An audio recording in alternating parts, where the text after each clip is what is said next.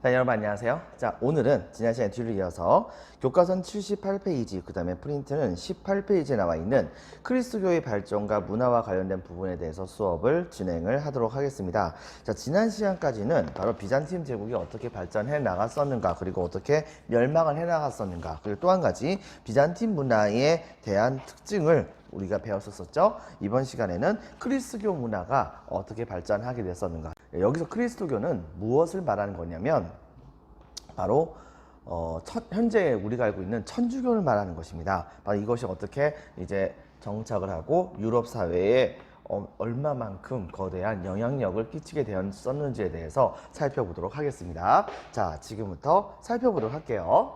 자, 1번 그리스도교의 성장에서부터 이제 살펴보도록 하겠습니다. 먼저 교회가 성장을 하게 됩니다.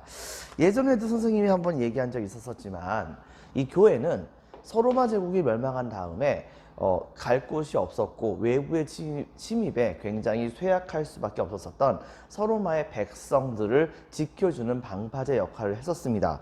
하지만 교회가 무력을 갖고 있었던 것은 아니기 때문에 당시에 세속의 세력들과 같이 손을 잡을 수밖에 없었던 것이죠. 그리고 바로 그 손을 잡아줬었던 나라가 바로 어디냐? 바로 지난 시간에 여러분들이 배웠었던 프랑크 왕국이었던 것입니다. 때문에 프랑크 왕국은 계속해서 이 교회를 보호해 줬었고 이 교회와 프랑크 왕국의 궁합은 찰떡궁합이었습니다. 때문에 이때 당시에 교회는 프랑크 왕국의 힘의 길에서, 그리고 이 프랑크 왕국은 교회의 조직력에 기대 가지고서 서로가 영향력을 유럽 사회에서 넓혀 나가는 모습을 보여줬다고 우리가 찾아볼 수가 있겠습니다. 자, 두 번째는 또 한 가지가 뭐가 있었었냐면 세속의 권력을 바로 이 교회가 차지를 했었다는 것입니다.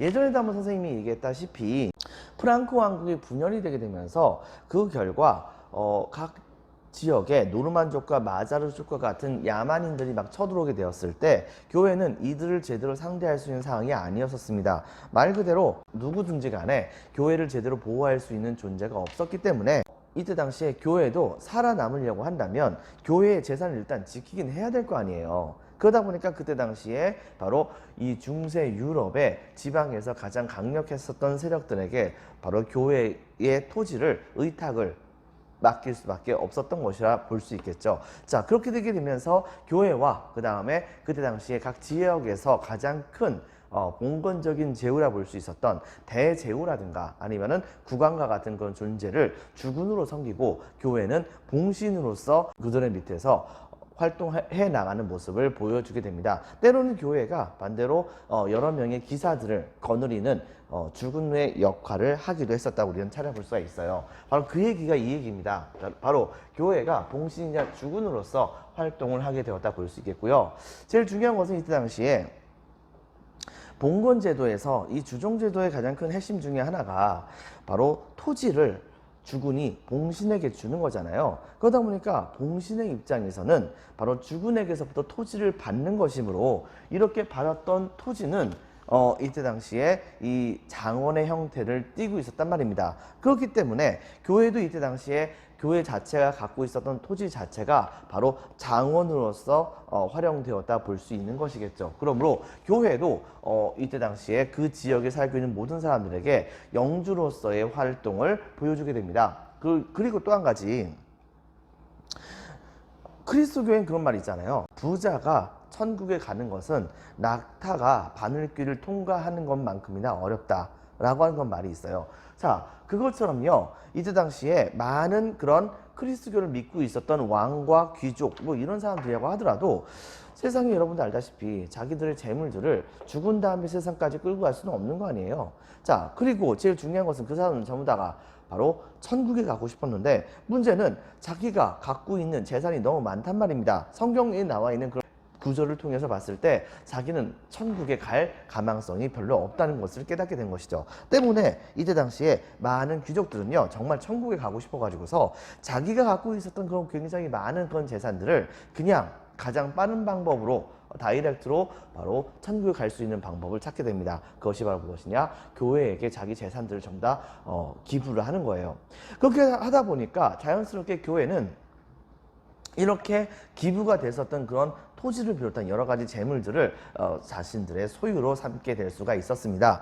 문제는 뭐냐면 이런 토지 그리고 각종 여러 가지 재물들이 교회에 너무 필요 이상으로 몰리게 되면서 나중에 가서는 교회 자체가 썩어버리게 되는 문제점이 있게 되었던 것이죠. 그것은 좀 이따 얘기를 하도록 하겠습니다.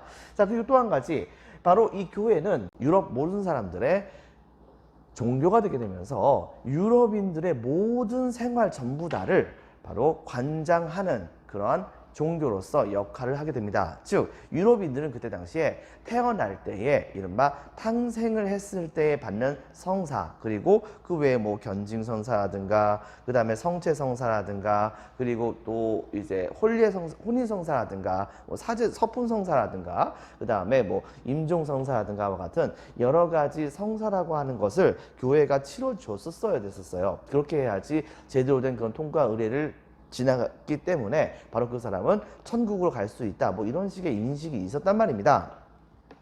자, 그런데 바로 이렇게 되다 보니까 자연스럽게 교회는 바로 이 중세 유럽 사람들의 정신세계에 막대한 영향력을 끼쳤다고 볼 수가 있는 것이겠죠. 하지만 좀 전에도 얘기했다시피 이 성직 자체가 부정부패로 얼룩지게 되는 사태가 벌어지게 됩니다. 즉 많은 재산이 교회로 몰리게 되자 많은 사람들은 당시에 교회가 재산을 많이 갖고 있으니까 성직자가 된다고 한다면 바로 그 재산들을 자기 마음대로 할 수 있을 거라는 생각을 갖게 되었던 것입니다.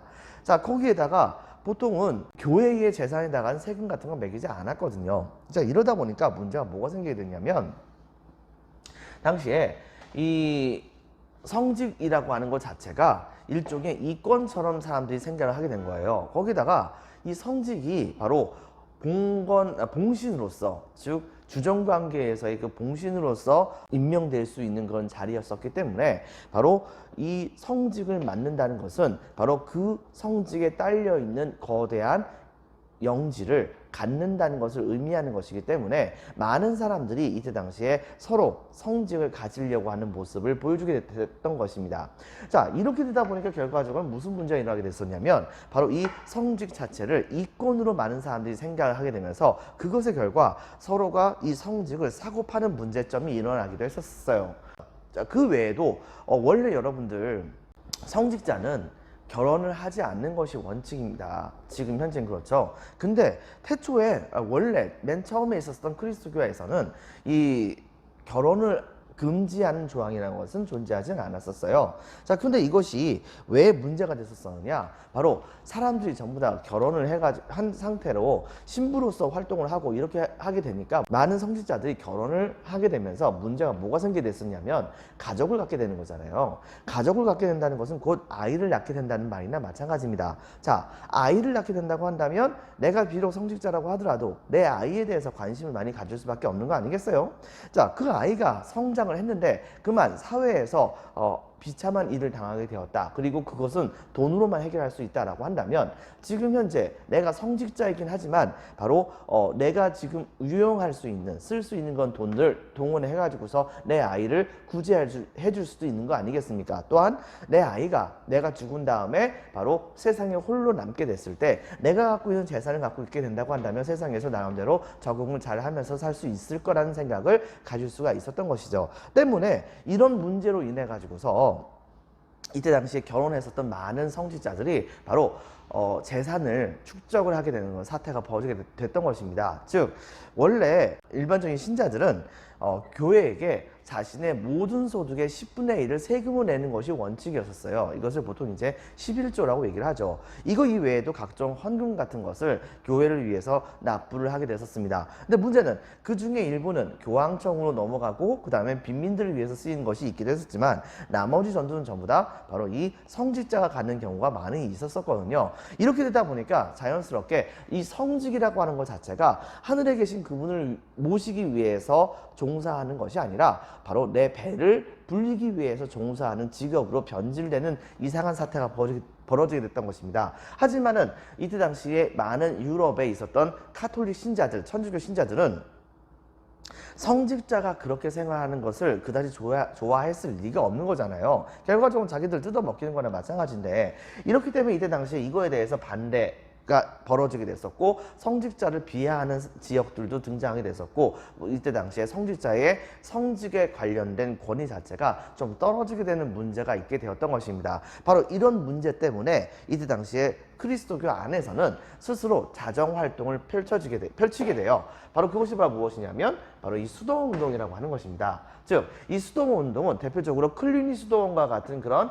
수도원이 중심이 돼가지고서 일어났었던 운동이라 볼 수 있는데, 이때부터 많은 이 성직자들은 수도사하고도 얘기를 하죠. 바로 기본적으로 결혼을 하지 않습니다. 결혼을 하지 않고 그 다음에 모든 나의 생애를 바로 하늘에 계신 그분을 위해서 전부 다 쓴다고 하는 것이에요. 그래서 예전에도 한번 선생님이 설명을 한 적도 있었지만, 아침에 6시에 짠 하고 일어나면 보통 한 2시간이나 3시간 정도는 바로 모든 사람들이 모여있는 공터에 가가지고서 하늘에 계신 그분을 위해서 기도를 합니다. 그렇게 하고 아침나절에 밖으로 나가가지고서 자신들이 먹을 수 있는 식량 같은 것을 읽을 수 있도록 열심히 농사를 져요. 농사를 지고 오후 시간대 들어와서는 그 시간대는 바로 이 수도원에 소속되어 있는 도서관에 가가지고 거기에서 열심히 바로 옛날의 글들을 필사하는 작업 같은 것을 하게 됩니다. 그러면서 옛날 글들을 익히게 되었다 볼 수 있겠죠.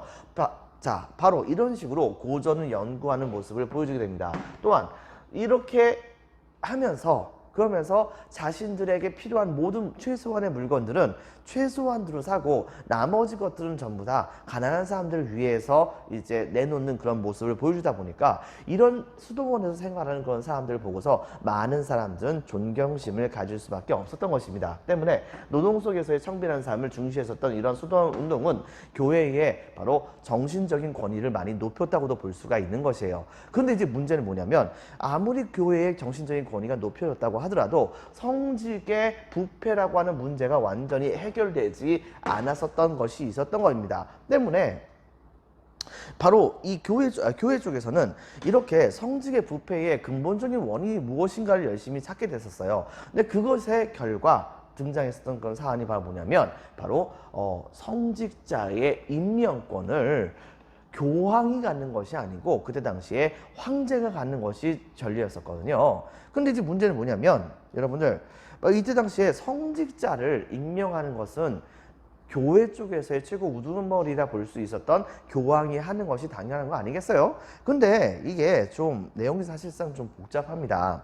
자, 어떤 일이 있었었냐면요, 여러분들 알다시피 카롤루스 대제가 이른바 프랑크 왕국을 이 넓은 지역에서 차지했다 볼 수 있었었죠. 자, 그런데 문제는 뭐냐면, 당시에 여러분들 알다시피 이 지역을 둘로 이렇게 갈라져 가지고서 동프랑크와 서프랑크와 중프랑크로 갈랐다고 했었습니다. 하지만 장남이 이때 당시에 죽게 되면서 장남이 이때 당시에 갖고 있었던 중프랑크가 둘로 갈려서 바로 이 프랑크 왕국은 이런 식으로 갈리게 됐다고 했었어요. 그래서 이쪽이 바로 서프랑크, 이쪽이 바로 동프랑크, 이쪽이 바로 이탈리아로 이렇게 나뉘었다 볼 수 있었습니다.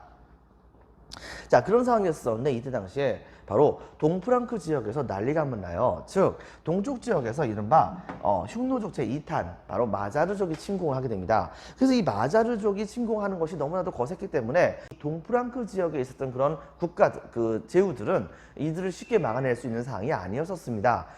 이때 당시에 동프랑크의 카롤링거 왕조의 혈통이 끊긴 상태였었고요. 나중에 가서는 어떤 일이 벌어졌었느냐, 이 지역에 있던 여러 지역의 유력한 제후들이 자기네들끼리 모여가지고서 일종의 투표를 통해 가지고서 바로 왕을 뽑게 돼요. 그리고 그 왕이 중심이 돼가지고서 이 마자르족과 싸움을 벌이게 됐고, 한 번은 마자르족의 침공을 평화적으로 막아내는 결과를 보여줬다가 나중에 가서는 바로 군대를 동원해서 마자르족을 격파시키고, 그리고 그들을 아예 이 동프랑크 안으로 복속을 시키는 전과까지 올리게 됩니다. 그렇게 되면서 이때 당시에 이 왕이 바로 동프랑크 지역에서 가장 강력한 힘을 발휘하게 되자, 카롤루스 대제 이후에 제대로 교회를 보호해 줄 수 있는 존재가 없었다고 느꼈었던 교회의 입장에서는 바로 자신들을 보호해 줄 수 있는 가장 유력한 존재로서 동프랑크의 왕을 생각을 하게 됐던 것이죠.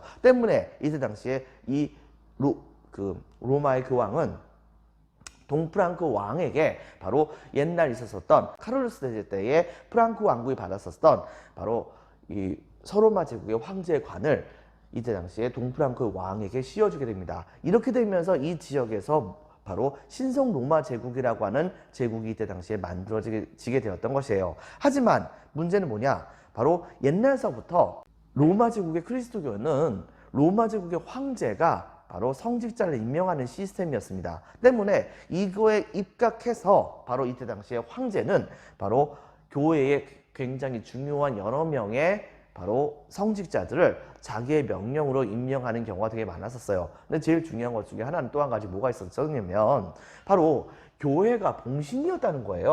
근데 봉신, 즉 토지를 받았다는 겁니다. 누구한테? 바로 왕이나 황제에게 말이에요. 그리고 이때 당시에 왕과 황제와 같은 그런 존재의 가장 강력한 존재가 바로 이 신성 로마 제국의 황제였거든요. 그렇기 때문에 바로 이때 당시에 신성 로마 제국의 황제가 성직자에게 토지를 주는 권한을 빼앗겼다는 거 하는 것은 곧 황제의 권위가 그만큼 떨어지게 된다는 것을 말하는 것입니다. 때문에 바로 이 황제는 웬만하면 이 성직자의 임명권을 바로 교회에게 돌려주려고 하지 않았었어요. 그런데 이때 당시에 한 수도사 출신이었었던 힐데브란트라고 하는 건 사람이 많은 사람의 존경을 받고서 이때 당시에 바로 다음번에 그레고리우스 7세라고 하는 교황으로 즉위를 하게 됩니다. 근데 이 그레고리우스 7세는 야심이 있었어요. 그것은 바로 무엇이냐? 바로 교회를 보다 더 교회답게 만드는 것이 중요하다고 생각했던 사람입니다. 자, 때문에 이 사람은요, 바로 교회가 더 교회답게 되려고 한다면 지금 현재 교회가 바로 이 황제에게 성직자를 임명하는 권한을 다시 가져오는 것이 중요하다고 생각했던 것입니다. 그래서 자기가 즉위한 이후부터 신성 로마 제국의 황제에게 계속해서 성직자의 임명권을 달라고 요구했던 것입니다. 하지만 이때 당시에 성직자 임명권을 이 신성 로마 제국의 황제였던 그때 당시에 하이니 4세는 절대 내놓을 생각이 없었던 거죠. 자, 이렇게 되다 보니까 나중에 참다 못했었던 바로 그레고리우스 7세는 어느 날 갑작스럽게 바로 이 신성 로마 제국과 그 다음에 신성 로마 제국의 황제였었던 하이니 4세를 파문을 시켜버립니다. 이 파문이라고 하는 것은 곧 뭘 말하는 거냐면 바로 이 종교에서 내쫓는다는 의미라고 생각하면 되는 거거든요. 근데 교황이 그렇게 얘기했잖아요, 여러분들. 이건 꼭 뭘 말하는 거냐면 이쪽에 있었던 그 신성 로마 제국 전체가 바로 그리스도교 세계에서 쫓겨난다는 것을 말하는 것입니다. 이들이 전부 다 쫓겨난다고 한다면 그 다음부터는 이 지역에 있는 모든 성직자들은 어쨌든 간에 교황의 밑에 있는 존재라 볼 수 있는 것인데 이 성직자들이 이 지역에서 여러 가지 그리스도교의 여러 가지 일들을 하기 위해서 바로 여러 가지 성사 같은 것을 진행을 하려고 노력을 한다고 하더라도 그렇다고 하더라도 상위에 있었던 교황이 인정해버리지 않는다고 한다면은 여기에서 있었던 이 성직자들이 하는 모든 바로 성사를 하는 행위들은 무효가 되는 것이고 그 다음에 기존에 여기 있었던 성직자들도 자신네들이 교회에서 쫓겨나지 않으려고 한다면은 바로 교황이 명령을 들어야겠죠. 그렇게 되면서 이 신성 로마 제국 전체에서 바로 그리스도교 종교 행위 전체가 전부 다 일시에 중단되는 그런 사태가 벌어지게 된 거예요. 자, 여기에 열받았었던 바로 이 하이니 4세는 안 되겠다 싶어가지고서 이때 당시에 황제가 바로 교황 위에 있는 것이다 라고 주장을 하면서 이때 당시에 그레고리우스 7세를 파면하는 조치를 취해버리게 됩니다. 즉, 그 자리에서 쫓아낸다고 선언을 했던 것이죠. 하지만 황제가 파면한다 라고 얘기한다고 해서 교황이 쫓겨납니까? 여러분들? 또 한 가지 당시에 황제 하이니 4세가 통치했던 영역에 있었던 그 대부분의 제후들은 황제의 강력한 힘에 눌려가지고서 황제의 명령을 열심히 듣고 있는 상황이었었는데 이때 당시에 그레고리우스 7세가 하이니 4세를 파문한다 라고 선언을 하게 되자 그거자 바로 파문당한 황제 밑에서 우리가 있을 수 없다고 하면서 당시에 이 황제에 반대하는 이 신성 로마 제국 내에 있었던 많은 황제 반대파에 해당되는 제후들이 교황을 중심으로 해서 뭉치는 모습까지 보여지게 됐던 것입니다. 즉 신성 로마 제국 자체가 대대적인 내전이 벌어질 수도 있는 위태로운 상황에 빠지게 되었던 것이에요. 자, 이렇게 되게 되자 지금까지 열심히 이 그레고리우스 7세에게 아주 고압적인 자세를 보여주고 있었던 황제 하이니 4세는 이쯤에 와서는 굴복을 할 수밖에 없었던 것입니다. 왜? 자기가 계속해서 황제로 임명이 되려고 한다면 당연히 우리나라는 그리스도교를 믿어야 되고 그 다음에 제일 중요한 것은 교황의 인정을 받아야 된다 이렇게 생각을 했던 거예요. 그래가지고서 이때 당시에 황제 하이니 4세는 바로 때마침 황제 반대파에 해당하는 제후들의 모임에 황제 반대파 세력에 해당됐었던 제후들의 모임에 참가를 하려고 했었던 그레고리우스 7세가 막 도착해서 머물고 있는 성이었던 카누사 성으로 달려갑니다. 달려가가지고서 이때 당시에 황제 교황 그레고리우스 7세를 만나려고 했어요. 근데 그레고리우스 7세는 어쨌든 간에 황제가 왔다는 얘기를 듣고서 일단 고민을 합니다. 하지만은 지금 만나주지 않으면은 지금 만나면은 자기가 요구했던 사항들을 절대 황제가 들어주지 않을 거라 생각했던 거예요. 그래가지고서 무려 3일 동안 이때 당시에 바로 이 황제 하이니 4세를 만나지 않았습니다. 그런데 이때 당시 이 황제는 카누사라고 하는 이 성 바깥쪽에서 무려 3일 동안이나 황후랑 같이 맨발로 누더기 옷을 입고서 열심히 교황님 제발 저를 좀 용서해 주세요 막 이렇게 빌었던 거예요. 자, 이렇게 되다 보니까 이제 문제가 뭐가 있냐면 교황은 어쨌든 간에 성직자잖아요. 그리고 그리스도교라고 하는 종교 자체는 원래 사랑과 용서의 종교입니다. 그런데 죄를 알아서 빌고 있는 황제를 교황이 무시할 수가 있습니까? 당연히 그럴 수는 없겠죠. 결과적으로는 이때 당시에 교황 그레고리우스 7세는 3일째 되는 날 결과적으로는 성문을 활짝 열고서 이제 황제 하이니 4세를 따뜻하게 맞이해줬다고 합니다. 그리고서 이 독일 지역에 내려졌었던 바로 파문령을 철회를 하게 됐었던 것이죠. 자, 그렇게 해가지고서 성직자 임명권이 교황에게 갈 줄 알았습니다. 근데 이제 문제가 뭐가 생기게 됐냐면 일단은 황제가 카노사라고 하는 성에서 굴복을 했잖아요. 이 사건을 읽어서 우리는 카노사의 굴욕이라고 합니다. 매우 중요하죠. 자, 그렇긴 한데 문제는 뭐가 생기게 되느냐.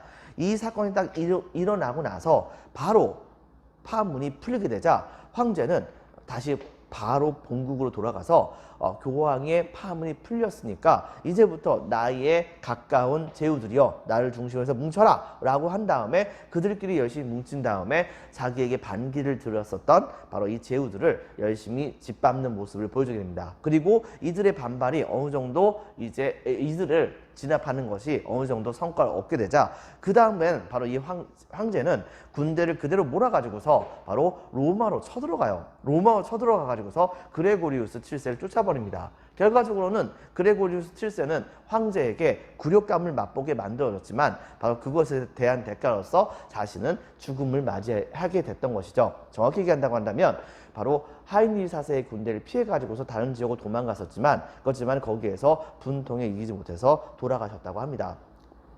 하지만 결과적으로 어쨌든 간에 황제가 한번 무릎을 꿇었잖아요. 그 다음부터는 조금씩 바로 이 교황권이 황제권을 추월을 하게 됩니다. 그리고 교황과 황제 사이에, 그리고 정확히 얘기하면 교황과 세속의 군주들 사이에는 성직자를 누가 임명을 해야 되는 것인가, 이걸 두고서 치열한 다툼을 벌여졌지만 독일 지역 같은 경우는 특히 바로 이른바 보름스 협약이라고 하는 협약이 맺어져 가지고서 서임권, 즉 성직자를 임명할 수 있는 권리에 대한 권한의 문제가 일단락이 지게 됩니다. 바로 성직자의 임명권에 대해서는 교황이 가져요. 즉 교황은 마음대로 성직자를 임명할 수가 있는 것입니다. 하지만 그 성직자에게 바로 토지를 줄 것인가 말 것인가, 즉 봉토를 줄 것인가 말 것인가를 결정하는 것은 바로 황제의 선택이다라고 하는 것으로 이것이 이제 종결이 지어지게 됐다는 것을 여러분들 기억을 해주기 바랍니다. 그리고 이 일이 있은 다음부터는 드디어 교황의 권력은 정점에 올라가게 됩니다. 그래서 13세기 때쯤에 바로 이 교황 인노켄티우스 3세라고 하는 사람은 유명한 말을 해요. 세속에는 위대한 권력이 두 개가 있다. 바로 하나는 해와 같고 하나는 달과 같은 것이다. 여기서 해는 바로 교황이다. 그리고 여기서 달은 바로 황제다 라고 얘기합니다. 여러분 생각해 보세요. 해가 더 밝습니까? 달이 더 밝습니까? 당연히 해가 더 밝죠. 이것은 곧 뭘 말하는 것이냐? 그만큼 교황권이 엄청나게 세졌다는 것을 말하는 것입니다. 그래서 교황은 해라고 얘기했었고 황제는 달이라고 했었죠. 바로 이때에 십자군 전쟁이 벌어지긴 했었습니다. 물론 정말 안타깝게도 이때 당시에 일어났던 십자군 전쟁은 교황권이 절정을 달렸던 시기이긴 했었지만 바로 오히려 타락한 십자군으로 전락하는 문제점이 있긴 했었어요. 이것은 나중에 또 한 번 더 이 얘기를 하도록 하겠습니다. 자, 그래서 여러분들 프린트 18페이지 보겠습니다. 자, 먼저 동그라미 1번 교회의 성장 별표 하나. 동그라미 1번 프랑크 왕국. 프랑크 왕국의 보호를 받으며 성장했습니다. 동그라미 2번 교회가 국왕 및 대제후의 봉신 적겠습니다. 봉신으로 세속 권력을 차지합니다. 동그라미 3번 많은 토지를 기증받아서 빈칸에 적겠습니다. 장원을 경영했습니다. 동그라미 4번 교회가 유럽인의 정신 및 일상생활 전반을 관장했었습니다. 뭐 칠성사 같은 것이 여기에 포함되기도 합니다. 자, 그 다음에 별표 1개 반 교회의 개혁 운동에서는 교회가 권력과 부의 증가로 인해서 성직 자체를 바로 이권으로 생각하게 되면서 자, 바로 빈칸에 적겠습니다. 성직 매매 등의 부패와 타락 현상이 벌어지게 되는 문제점이 있게 됩니다. 때문에 이것을 개혁하고자 수도원을 중심으로 열심히 그 개혁 운동이 벌어졌었으니 대표적으로 그 운동 중에 하나가 바로 클루이니 수도원을 중심으로 이것이 개혁을 하자고 하는 운동이 벌어졌던 것입니다. 그리고 이 운동의 핵심은 바로 정말로 성직자로서 누구에게도 전부 다 존경받는 그런 생활을 하자. 즉 아침에 기도하고 오후에 고전 연구하면서도 오전에는 가서 노동을 하면서 자신의 먹고 사는 문제를 전부 다 해결하고 남들을 도와주는 삶을 살자라고 하는 빈칸에 적혔습니다. 청빈한 삶을 중요시한다 라고 하는 것을 기억을 해주기 바랍니다. 자, 그 다음에 또 한 가지 보겠습니다. 별표 2개 카노사의 굴욕. 자, 밑줄 치겠습니다. 교황 그레고리우스 7세가 자, 밑줄 치겠습니다. 다음 줄에 자, 빈칸에 적겠습니다. 성직자 임명권 밑줄 치겠습니다. 성직자 임명권을 신성 로마 제국 황제 하이니 4세에게 요구했었고 이 결과 바로 이 카노사라고 하는 것에서 밑줄 치겠습니다. 황제가 교황에게 굴복. 하지만 나중에는 황제가 교황에게 복수를 하긴 하죠. 자, 그 다음에 맨 마지막에 가서는 바로 이것이 일단락지게 되죠. 보름스 협약. 여기에서는 성직자 임명권을 교황이 그 다음에 성직자의 토지를 주는 권리 즉 토지 수여권은 황제가 갖는 모습을 우리가 찾아볼 수가 있겠습니다. 자, 그 다음에 교황권의 절정에서는 교황 인노켄티우스 3세 밑줄 칩니다. 여기서 유명한 얘기가 나온다고 했었죠. 바로 교황은 뭐라고요? 바로 태양. 그 다음에 황제는 뭐라고요? 바로 달과 같은 세속의 권력이다 라고 하는 것을 우리가 찾아볼 수가 있겠습니다. 1번에 역사탐구에 1번에 바로 자료의 기억에 들어갈 중세 서유럽을 지배한 종교는 당연히 그리스도교겠죠. 자, 2번에 나와 있는 중세 유럽인의 일상생활에 교회가 어떤 영향을 끼쳤는지를 설명해보자 라고 하는 것은 여러분이 한번 살펴봐 주기 바랍니다. 자, 그 다음에 이제 프린트 19페이지의 중세의 문화에 대한 내용에 대해서 이야기를 할게요. 자, 내용은 다음과 같습니다. 자, 중세의 문화에서는요, 먼저 학문입니다. 중세는 신이 제일 중요시됐던 시기였었어요. 그러다 보니까 모든 학문들은 전부 다 신과는 연결이 안 되면은 별 볼일 없는 학문이에요. 그러다 보니까 이때 당시에 신학이 발달을 할 수밖에 없었죠. 하지만 문제는 뭐냐? 성경책에 나와 있는 많은 글들이 사실은 너무나도 바로 상징적으로 표현된 경우가 많았기 때문에 이런 상징적으로 표현됐었던 그런 학문들을 당시에 그리스 철학을 기반으로 해가지고서 해석해서 인간의 머리를 좀 이해를 해보려고 하는 노력이 있게 됐던 것입니다. 자, 그 과정 중에서 등장했었던 신학을 해석하기 위해서 등장했었던 그런 철학을 일컬어서 우리는 바로 스콜라 철학이라고 하죠. 그리고 이 스콜라 철학의 최대의 대가라 불렸던 사람입니다. 너무나도 신학 공부, 스콜라 철학에 관련된 학문을 너무나도 열심히 공부를 해가지고서 이것 때문에 천주교 쪽에선 성인으로까지 인정되는 사람이기도 하죠. 바로 토마스 아퀴나스라고 하는 사람이 신학대전이라고 하는 그런 책을 만들어요. 그래서 여기서는 신앙과 이성의 조화, 즉 신앙 신앙을 이성으로서 좀 이해를 하면서도 모든 것을 전부 다 이성으로 다 이해할 수는 없지만 어느 정도 이해는 가능할 수 있을 것이다라고 하는 것까지를 주장했던 것이 바로 이 토마스 아퀴나스의 주장이었다라고 하는 것을 우리가 찾아볼 수가 있겠습니다. 자, 그리고 교육이라고 하는 건 측면이 있습니다. 교육이라고 하는 부분에서는요, 예전에도 선생님 한번 얘기한 적이 있었지만 중세 사람들은 이 교회에서 주일학교에 가가지고서 성경 공부하고 하는 것이 초등학교 교육이라고 생각을 하면 돼요. 그런 정도 공부를 했었다가 그랬다 거기에서 좀 실력 있다고 생각되는 사람이라든가 그 다음에 성직에 나가겠다고 주장했던 사람들의 경우에는 당시에 수도원 학교로 가가지고서 필사 작업 같은 것을 하면서 옛날 고대 시대 때 사람들의 바로 말씀 같은 것을 적으면서 자기가 거기에서 깨달음을 얻으려고 하는 노력을 많이 이루게 되죠. 자, 그런데 이제 그렇게 하다가 문제가 뭐가 생기느냐면 나중에 가서 중세에 유럽에 있는 여러 개의 국가들이 좀 안정화가 됩니다. 노르만족과 그 다음에 마자흐족의 침입이 중단이 되게 되면서 유럽 각 지역에는 중요한 여러 개의 국가들이 등장을 하게 되는데요. 문제는 이 국가들이 점점 그 세력을 넓혀 나가게 되면서 각 지역에 제후뿐만이 아니고 관료를 파견해 가지고서 그 지역을 통치하는 경우도 많았었고 그 다음에 꼭 그것이 아니라고 하더라도 중앙정부에서는 국가를 어떻게 통치할 것인가를 가지고서 중요한 고급 행정관 같은 건 사람들이 많이 필요했단 말입니다. 근데 문제는 뭐냐? 기존에 있었던 이 교회와 수도원 학교 정도만 가지고서는 바로 이런 고급 행정관 같은 그런 사람들을 이때 당시에 뽑기가 좀 많이 어려웠던 거예요. 자, 이렇게 되자 당시에 많은 연구, 그 다음에 공부를 하는 것이 중요하다고 여겼던 학생들은 두 가지 방식으로 나뉘어서 이때 당시에 공부를 하게 됩니다. 첫 번째는 학생들끼리 일종의 학생조합을 만들어요. 그리고 그들은 당대에 가장 자기네들이 좋아하는 바로 학문을 정말 잘 가르친다고 유명하게 이름이 났었던 그런 선생님들을 자기네들끼리 돈을 모아가지고서 초빙을 합니다. 초빙을 해가지고서 거기 안에서 열심히 배우게 그분을 초빙해서 바로 그분에게서부터 열심히 배웁니다. 그렇게 하고 공부를 하고 거기에서 일정 정도의 능력을 인정받게 되죠. 인정받게 된다고 한다면 바로 그 사람의 경우에는 바로 그 학생 조합을 낳았기 때문에 거기에서 바로 실력자로 인정이 돼 가지고서 각국의 고급 행정관으로서 임명된 경우가 굉장히 많았었습니다.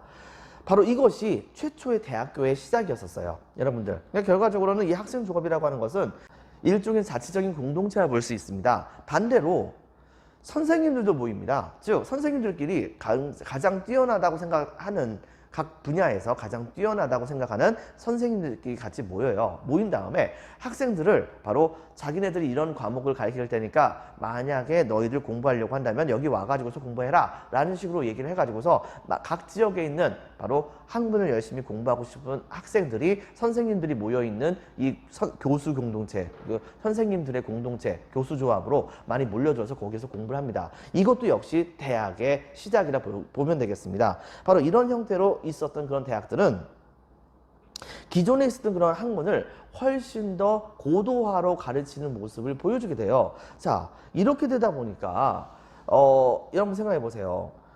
학문에 만약에 이런 것은 공부하면 안 돼, 혹은 이런 것은 절대 하면 안 돼 라는 식으로 제한을 두게 된다고 한다면 그쪽 분야와 관련해 가지고서 학문이 제대로 발전을 할 수가 있겠습니까? 없겠습니까? 당연히 제한을 두게 된다고 한다면 그 제한을 하는 것만큼 바로 학문의 발전이 일어날 수가 없는 것이겠죠. 각국에 있었던 국왕들은 당장 급합니다. 고급 행정관이라든가 그 다음에 교회조차도 마찬가지예요. 고급 종교재판관이라든가 그 다음에 고위 성직자라든가 이런 사람들을 뽑으려고 한다면 고등교육을 받고 있는 그런 사람들이 뽑혀야 되는 건데 이런 사람들이 쉽게 생산될 수가 있는 상황이 아니었던 거예요. 자, 이랬기 때문에 이때 당시에 이들은 바로 이 대학교를 매우 중요하게 여겼습니다. 때문에 자체적으로 이 대학교에게 아예 법적인 분야에서까지 자치권을 아예 줘버려요. 그래가지고 만약에 외부에서 무슨 도둑질이라든가 뭐 이런 것을 했었던 그런 사람들이라고 하더라도 바로 거기에서 도둑질 같은 것을 한 다음에 대학 안으로 들어오면 외부를 지키고 있었던 외부의 치안을 담당하는 사람이 대학교의 허락 없이 함부로 그 안에 들어와 가지고서 그 도둑을 잡아가거나 하진 못하는 그런 정도의 자치권을 주게 됩니다. 즉, 이 대학은 자기 스스로 누구의 도움도 받지 않고 자기 스스로 운영되는 그런 시스템을 구축하게 되었다는 것을 우리가 찾아볼 수가 있겠습니다. 바로 이러한 대학의 설립을 여러분 같이 기억을 해주시고요. 자, 문학이라고 하는 측면에서는요, 바로 이른바 기사도 문학이라고 하는 것이 등장을 하게 됩니다. 우리가 알고 있는 그 기사가 바로 이 기사를 말합니다. 보통은 일반적으로 봤을 때 여러분들 이 기사도 문학을 되게 어렵게 생각을 할 수가 있는데, 여러분이 알고 있는 판타지 소설에서 옛날 그 판타지 소설이요, 기본적으로 중세시대를 배경으로 하는 역사물 계통에 해당되는 판타지 소설에서는 이런 식의 스토리가 일반적이죠. 즉, 어떤 한 용사가 있는데 먼 옛날 어떤 한 공주가 바로 용에게 납치를 당했다 때문에 이 한 기사가 바로 자기가 그 공주를 구하겠다고 나서가지고서 많은 고전을 겪고 나서도 결과적으로는 몸 끝에 바로 그 용을 무찌르고 공주를 구한 다음에 왕국으로 돌아와서 그 공주와 행복하게 잘 살았다더라와 같은 그런 형태의 바로 문학 작품들이 대거 많이 만들어지게 되었다고 볼 수 있겠습니다. 모든 것이 전부 다 그렇다고도 볼 수 있는 것은 아니겠지만, 대체로 봤을 때 이때 당시에 이 기사도 문학에서는 바로 롤랑의 노래라고 하는 그런 이 프랑스 지역에서 서프랑크 지역에서의 그런 롤랑의 노래라고 하는 그런 이제 기사도 문학이 유명했었고요. 그 다음에 여러분들 잘 알고 있는 아소왕 이야기는 영국 지역에서, 그 다음에 독일 지역이라고 볼 수 있었던 동프랑크 지역에서는 니벨룽겐의 노래와 같은 그런 이 문학 작품들이 만들어져 가지고서 많은 사람들의 탐독을 했다고 하죠. 자, 그 다음에 건축이라고 하는 측면은 좀 중요합니다. 12세기 때쯤에는 바로 고딕 양식이라고 하는 것이 발달을 하게 돼요. 고딕이라고 하는 것은 둥그스름한 것이 아니고 모든 것을 전부 다 각지게 표현하는 그런 시스템이고, 뭔가를 전부 다 뾰족뾰족하게 표현하는 그런 시스템이라 볼 수 있겠습니다. 그 특징을 본다고 한다면 대체로 봤을 때 높은 첨탑이 되게 유명하다고 하죠. 여러분 교과서 79페이지에 나와 있는 바로 샤르트 대성당을 보면은 모든 것들은 전부 다 각지고 그 다음에 뾰족뾰족한 모습을 보여주게 됩니다. 여러분 한번 생각해 보세요. 왜 중세 사람들은 이렇게 교회의 탑을 뾰족뾰족하게 만들었을까요? 그것도 되게 뾰족하게 만듭니다. 되게 높게. 왜일까요? 그것은 바로 중세인들이 비록 하늘을 날 수는 없지만 하늘에 계신 그 신과 최대한 많이 닿으려고 하는 그 열망이 바로 이 탑 속에 숨어 있는 것이 아닐까라고 우리는 추측을 해볼 수가 있습니다. 그리고 제일 중요한 것 중에 하나는, 여러분 혹시 기억나는지 모르겠는데 옛날 그 비잔티움 양식에 대해서 수업을 했었을 때 뭐라고 얘기했었습니까? 비잔틴 양식의 특징은 뭡니까? 바로 둥그스름한 돔과 그 다음에 아치가 유명하다고 했었죠. 그리고 거대하고 웅장한 이 돔 지붕을 유지하기 위해서는 당연히 바로 이 건축물의 벽은 두꺼울 수밖에 없다고 얘기를 했었습니다. 그런데 이때 당시에 이 고딕 양식의 경우에는 여러분 생각해 보세요. 성 소피아 성당의 돔 지붕이 더 클까요? 아니면은 샤르트 대성당의 뾰족한 첨탑 지붕이 더 무거울까요? 당연히 여러분들 샤르트 성당의 뾰족한 첨탑이 훨씬 더 가볍습니다. 크기 자체도 엄청나게 차이가 나요. 그러다 보니까 어떤 일이 벌어지게 되냐면 상대적으로 이 탑이 무게가 되게 좀 가볍잖아요. 탑의 무게가 가볍다 보니까 자연스럽게 이때 당시에 이 탑의 무게를 지탱하기 위해서 세워야 되는 벽의 두께도 생각보다 더 많이 얇았단 말입니다. 근데 만약에 너무 무겁다고 한다면 이 벽을 한 2겹 정도로 만들어 놓고서 그 다음에 이렇게 이 지붕을 받들게 만드는 모습을 보여주기도 했었어요. 자, 그런 상황이라고 한다면 당연히 벽의 두께가 얇으니까 당연히 창문 내기가 좋을까요? 나쁠까요? 당연히 벽을 그만큼 많이 안 뚫어도 되니까 창문을 아주 활짝활짝 뚫어 놓을 수가 있는 것이겠죠. 자, 이렇기 때문에 당연히 이 집은 하늘에 계신 그분의 권능과 그 다음에 위대함을 나타내기 위한 집입니다. 성당이죠. 그렇다고 한다면 그 내부를 화려하게 만들어야겠습니까? 아니면 대충 만들어도 되겠습니까? 암울하게 만들어야겠습니까? 당연히 화려하게 만들어야겠죠. 그렇기 때문에 당시에 창문을 그렇게 넓게 뚫어놓는다고 한다면 건물의 내부를 화려하게 만들기 위해서는 민자, 투명한 유리를 창문으로 달아놓는 것이 더 나을까요? 아니면은 생유리를 쓰는 것이 훨씬 더 나을까요? 심지어는 그 생유리를 성스러운 그림으로 만들어 버리는 거예요.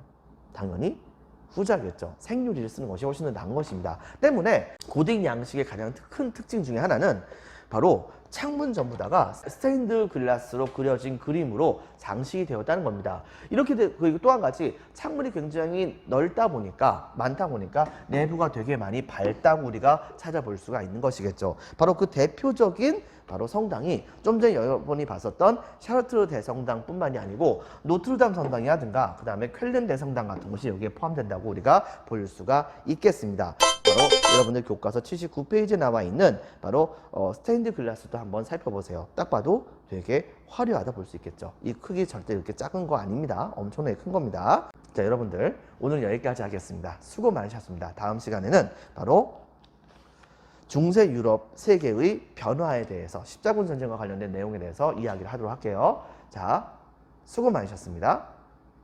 감사합니다.